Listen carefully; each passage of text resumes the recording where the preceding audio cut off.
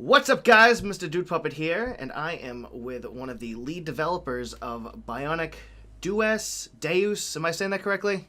Bionic Dues. Dues. Okay. Like when I first started saying the title when I did the indie spotlight, I had to try and figure. It took me a while to figure out how to say the last part because I was thinking of Deus Ex. That was like the first thing that came to mind. Now, this is like paying your dues. All right. So, for those who don't know who you are or what you really did for the game, tell us a bit about yourself and Well, I'm Josh. My title is the QA lead, but we're a small company, so nobody gets to do one job around here.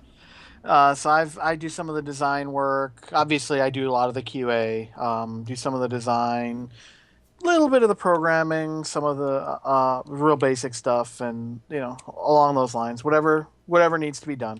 all right. So, for those people who didn't watch my video and have no idea what the hell I'm talking about, would you want to explain what Bionic Dues is? Sure. So Bionic Dues is a rogue light. A lot of people have been saying it's sort of a lightweight version of a roguelike. Um, and in it, you run a team of up to 4 different exos or mechs, or we call them exos, but mechs is a probably more recognizable term. And with different classes that each have different abilities, and you run them through a series of up to 50 missions throughout the city, trying. And essentially, what's happening is the robots are taking over the city, and the gigantic megacorp that runs the world is about to just nuke the city, just because that's the best way to stop the mech, for them to stop the. It's always the best mech way horde. to stop some type of invasion force. Just nukes. Yeah, usually, but since you live in this city, you don't want this to happen. So you're trying to stop them before they have to nuke it. Yeah. So in each mission is a rogue. We relate it to rogue because all of the missions are procedurally generated, so it's never the same mission twice. As well as it's a turn-based thing. So every time you make a move, then the enemies make a move afterwards. I will point out though that one of the reasons it's called roguelite instead of roguelike oftentimes is because roguelikes are known for things like permadeath. Once you die, game's over, you have to start. Oh, That's not yeah. the case.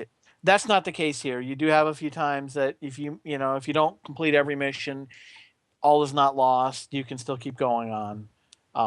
It's a couple things like that to make it different, but it's got a lot of strategic decisions, a lot of tactical decisions, and quite frankly, I think it's a lot of fun. Of all the games I've worked on, this is the one I've had the most fun with. It's definitely fun to play. I found myself playing that game for, well, basically since I've gotten it, almost Nice. nonstop. Oh, thanks. And I've Nice. yet to beat the damn thing. Well, I didn't notice. I didn't say at any point that we made it easy. Yeah, I know, right? Like, once it gets to the point where, because I basically make my assault exo my tank. I basically, with the grenade launcher, I make its area of effect like absolutely out of control and just give it a ton of shield, ton of turret, and basically let it go loose. So you're a risk taker. Yeah, Okay. it does not. It does not end well in those small corridors where the entire room blows up. Let me tell you. I'm sure it doesn't. All right. So, where did the original concept of the game come from? I'm not entirely sure. Chris, the lead designer, lead developer, big boss man, whatever you want to call him. He comes up with a lot of the general ideas for the games. He likes to say that oftentimes where his ideas come from is he'll read the marketing for a game, and he'll get a picture in his head of what the game is based on the marketing, and then when he plays the game, he finds out that's not actually what it is. And so he goes, but I really wanted that game that I thought this was. And so then he ends up, that ends up being an idea for another game we make. So basically, he's looking at games on the market, playing them, expecting something completely different than what he gets, and then makes it better. Right. Yeah. And that's usually where the spark of ideas come from. And then obviously once we start actually designing a game, everything can change, Yeah. and and this game was no exception. All right. So, what about the future of the game? Any DLC expansion packs? Anything coming within the next couple months? Possibly nothing official yet. A lot of it's going to depend on what people want. We have our track record with our games that if they're selling well, if there's still a market for it, we continue to support the game. Our first game, AI War, has 5 or 6 expansions now. I know I played that back when I think it was on a Steam free weekend. I played it. It was pretty interesting. Could not understand it for the life of me, but it was fun from what I played. It's got a long learning curve. I won't lie to you. Oh yeah, it does. It's got a long learning curve, but there's still a market for that game. People are still interested in it, so we've made several expansions for it, and probably will make more. For Bionic Dudes, we're not going to treat it any differently. If there's a market for it, something people are interested in, we'll continue to expand it. But nothing official planned as of yet. Okay. So if there was anything official, how much do you think it would cost? Like, give me a ballpark. Well, the current game's $9.99 at full price. I think it's currently on sale. It is. Yeah, it's currently on sale for the release week. But so it's $9.99. So any kind of expansion probably almost certainly costs less than that. I would hope so. Yeah, have a $10 game, $20 expansion pack. Just that doesn't really go over well. Well, I guess this would tie into the DLC expansion pack. Any upcoming features? Maybe like a patch or something with something new. I'm not sure. Obviously, so we had the luxury with this game of it was pretty much done a couple weeks before release, so we had a lot of time to just make sure everything was right and get most of the bugs out. So most of the material bugs, as far as we're aware, are out pretty well. But obviously, if anything pops up, we will be fixing that as quickly as possible. Is there anything? Again, there's nothing official planned to add, but it's certainly, again, if people are interested in the game and it makes sense for us to continue to support it, we're not beyond throwing in maybe another class of exos or another type of mission or two. That'd stuff like be that. Interesting to see. New class. Oof. All right, now I gotta ask, who came up with all these one-liners for the enemies? I'm pretty sure a lot of that was Chris. But there are some good ones in there. Yeah, because when I was playing them, I just hear the boss just yell these one-liners, and I just absolutely lost it. Yeah, It's not something you really see that often in games, like enemies with one-liners or much vocal anything. Yeah, we've had some dark games in the past. AI War, like we talked about, is a little dark. A Valley Without Wind 1 and 2 certainly have very dark themes. This one we wanted to go with a little bit of a lighter theme, a little bit lighter mood to the game. All right, so it's been one day since launch. Today is Wednesday the 9th, so yes, yesterday it was launched. What has the feedback been for the game thus far? So far, we've had pretty good feedback. We had a review on Penny Arcade that was really, really good.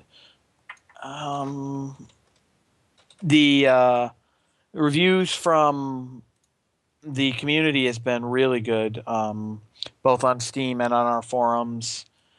Pretty universal acclaim. Yeah, the Penny Arcade Report, that was the one. Had a really good review on there for the game. So far, it's been we've been happy with the feedback. We're happy with the way the game turned out. All right. So, any advice you would give to indie developers or just developers in general?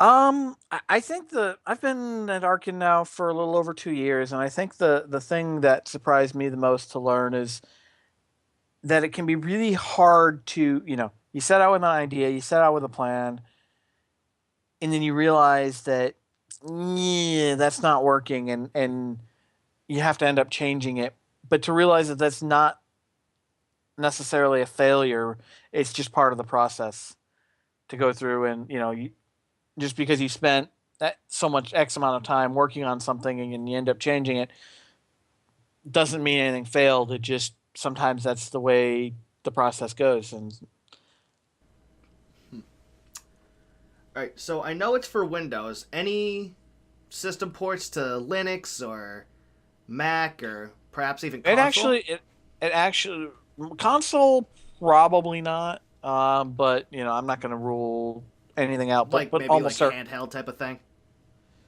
potentially, but probably not. But who knows? As for Linux and Mac, does that actually support it on Linux and Mac currently? Oh, does it? Oh, Yeah. That's all three. All three versions are available through Steam. You can purchase it on our website, though we do sell Steam keys through our website currently. So, the question one of the big questions I have: will there be Steam Workshop access at some point down the road? Probably not, but and to be honest, I'm not sure how that would work with this game. The maps are all procedurally generated, so it's not like there's a inherent map editor. I suppose it's possible.